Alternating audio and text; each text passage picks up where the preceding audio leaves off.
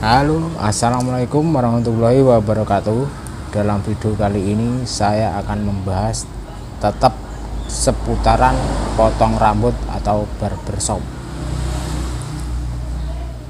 Mungkin kamu berpikiran ingin mempunyai keahlian untuk potong rambut, dan ada beberapa hal yang harus kamu persiapkan.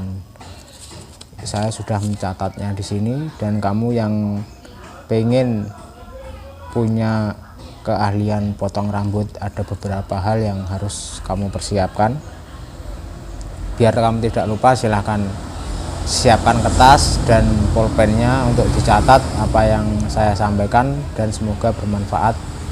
Yang pertama, untuk menjadi seorang tukang cukur atau barberman, itu yang disiapkan adalah sudah jelas dan sudah pasti adalah skill atau cara potong rambut. Gimana kita bisa memperoleh skill atau cara potong rambut? Itu bisa dengan cara kita kursus atau belajar otodidak atau melihat YouTube, belajar lewat teman. Itu semua bisa kita lakukan, karena kalau kita punya keinginan pasti di situ akan ada jalan, seperti kata pepatah gitu. Tapi lebih baik jika kamu belajar di ahlinya, seperti tempat kursus atau orang-orang yang bisa ngelesi potong rambut di tempat-tempat di sekitar kamu berada. Tapi begini teman-teman, untuk menjadi seorang tukang cukur itu tidak cukup skill saja, itu belum cukup. Bisa potong rambut aja belum cukup. Itu tadi yang pertama, kamu tulis. Yang pertama harus bisa cara potong rambut atau teknik dasar potong rambut. Yang pertama, dasar itu harus kamu miliki. Setelah itu kamu bisa, itu belum cukup, ada lagi hal yang harus kamu perhatikan, yaitu yang kedua adalah penampilan. Jadi jika kamu ingin menjadi seorang barberman, penampilan kamu harus juga menyesuaikan. Misalkan kalau memakai kaos itu harus yang sesuai apa yang dilakukan atau apa yang digunakan pada saat tren masa di bulan tersebut atau di tahun tersebut.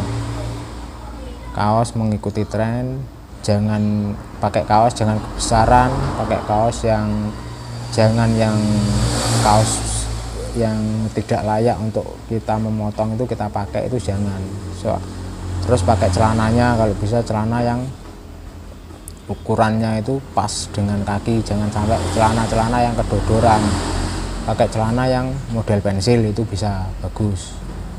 Kalau bisa pakai sepatu ke saat kita memotong, jangan pakai sandal, karena penampilan kita juga akan dinilai oleh calon customer.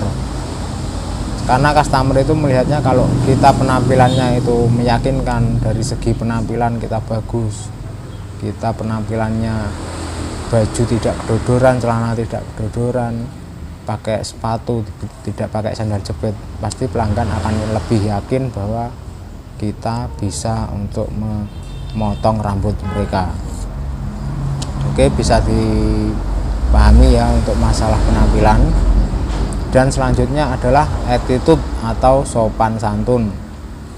Dalam dunia potong rambut itu sopan santun atau attitude itu sangat perlu dan sangat penting, karena kita hidup di Indonesia, itu sopan santun adalah hal yang sangat penting sekali. Karena nanti kita akan menghadapi customer yang bermacam-macam usia, ada yang anak kecil, ada yang sebaya, ada yang orang tua. Dan kita harus bisa memosisikan diri saat kita menghadapi orang tua. Sopan santunnya harus ada. Gimana cara memberikan tip yang baik, bagaimana cara menggunakan mesin agar tidak mendorong kepala customer, itu harus kita perhatikan. Kita bisa belajar di YouTube atau dengan membaca buku-buku yang kira-kira ada hubungannya dengan dunia potong rambut. Oke, yang tadi yang pertama, satu skill atau teknik dasar cara potong rambut. Yang kedua penampilan, itu harus kamu persiapkan juga. Yang ketiga itu attitude, sopan santun. Dan yang keempat adalah komunikasi atau public speaking. Kamu harus bisa menyesuaikan diri atau mengajak ngobrol customer kamu. Jangan saat potong itu cuma diam, Mas ya, Pak mau potong gimana, Mas mau potong gimana, oh tipis aja Mas, langsung sikat tipis. Itu menurut saya kurang bagus. Soalnya apa, tingkat ketipisan itu pasti akan ada ukurannya menurut customer tersebut. Jadi kita ambil amannya aja, misalkan dirapikan aja Mas, misalkan kita pakai sepatu clipper nomor 3 misalkan. Setelah itu kita tanya, Mas segini kira-kira sudah cukup tipis apa belum? Kalau orangnya bilang belum, kita ganti nomor 2 dan seterusnya dan seterusnya. Pokoknya setiap kita akan memotong, langkah baiknya kita tanyakan, komunikasi. Soalnya sebagai seorang tukang cukur itu bukan cuma bisa nyukur, kita harus memberi edukasi dan kita juga harus berkomunikasi dengan customer yang akan kita potong rambutnya.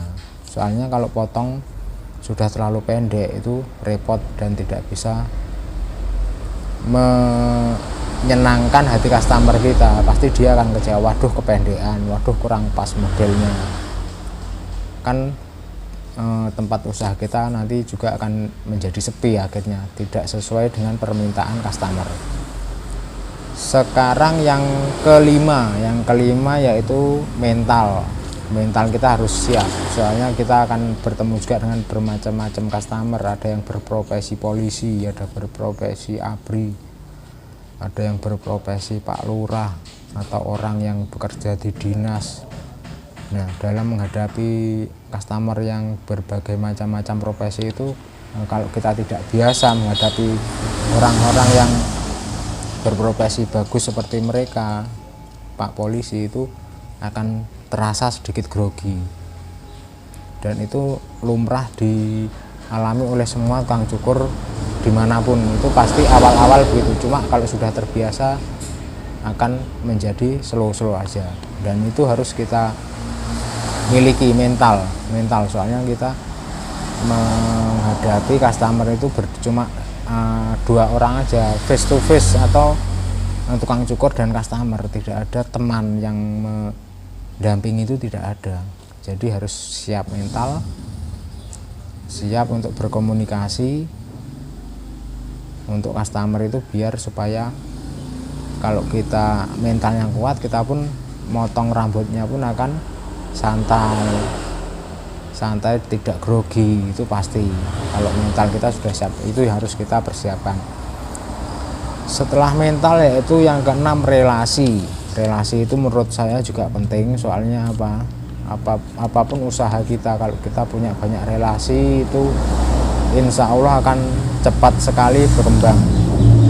Kita buka tempat potong dimanapun, kalau kita sudah banyak relasi itu mudah sekali untuk kita memberikan info, dan kita mudah untuk membangun personal branding.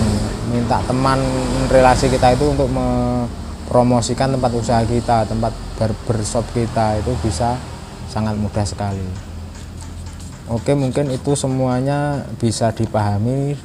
Sebelumnya saya mohon maaf, itu tadi semua pendapat menurut saya. Jika mungkin teman-teman punya prinsip atau pendapat yang lain, itu ya hak teman-teman. Saya di sini cuma ingin menyampaikan dan berbagi saja, bahwa itu tadi semua adalah saran dan hal-hal yang perlu disiapkan untuk menjadi seorang tukang cukur. Oke, sekian dulu video dari saya, semoga bermanfaat. See you next video. Jangan lupa ditonton video saya yang sini dan sini. Jangan lupa subscribe.